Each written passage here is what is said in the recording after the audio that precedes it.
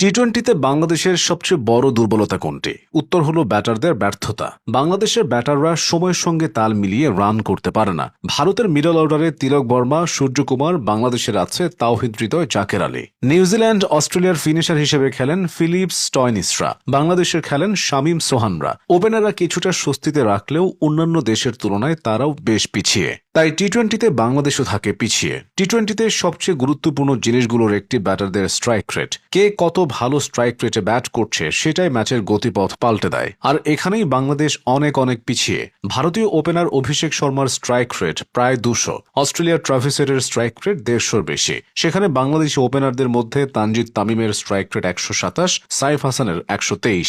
আফসোসের ব্যাপার হলো এই 127 আর 123ই বাংলাদেশের স্ট্যান্ডার্ড, মানে দেশের অন্যান্য ব্যাটারদের থেকে এই দুজনের স্ট্রাইক রেটটা তুলনামূলক ভালো। অতীতে ওপেনারদের এর থেকেও খারাপ অবস্থা ছিল। তামিম ইকবাল তো 120 স্ট্রাইক রেটেও ব্যাট করতে পারতেন না। এটাই প্রমাণ করে বাংলাদেশ কতটা পিছিয়ে আছে। স্ট্রাইক রেটের এই সমীকরণে ওপেনারদের থেকে মিডল অর্ডারের অবস্থাটা আরও ভয়ানক। অস্ট্রেলিয়ার মিডল অর্ডারে খেলা টিম ডেভিড ব্যাট করেন 170 স্ট্রাইক রেটে। ইংল্যান্ডের হ্যারি ব্রুকের স্ট্রাইক রেট 150-র বেশি। সেখানে বাংলাদেশের হৃদয়ের টি-টোয়েন্টি স্ট্রাইক রেট 121, শামীমের 123 ও জাকেরের 122। পার্থক্যটাই বলে দেয় বাংলাদেশ কতটা পিছিয়ে। টি-টোয়েন্টিতে বাংলাদেশের পিছিয়ে থাকার আরেকটা বড় কারণ হলো বিগ হিটারের অভাব। বর্তমান বিশ্ব ক্রিকেটে প্রতিটি দলে বিগ হিটারের ছড়াছড়ি। হাত খুলে খেলতে পারবে এমন ব্যাটারদের চাহিদাও এখন বেশি।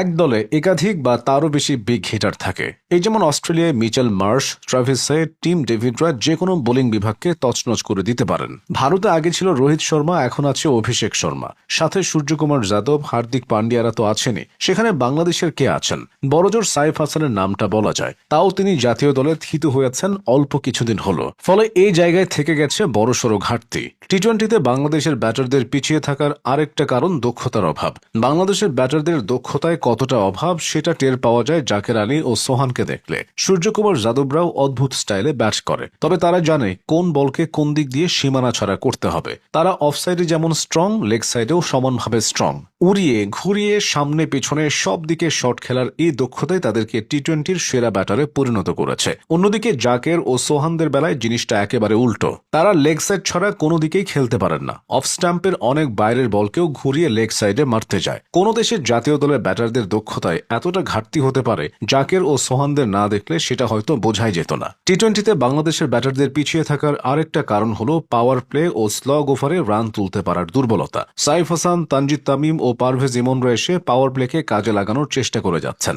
এর আগে তো এমনটাও ছিল না। তামিম ইকবাল, নাইম শেখরা টি-টোয়েন্টির পাওয়ার প্লেতে ওয়ানডে স্টাইলে ব্যাট করত। পাকিস্তানের বিপক্ষে 10 ওভারে 62 রানের কথা এখনো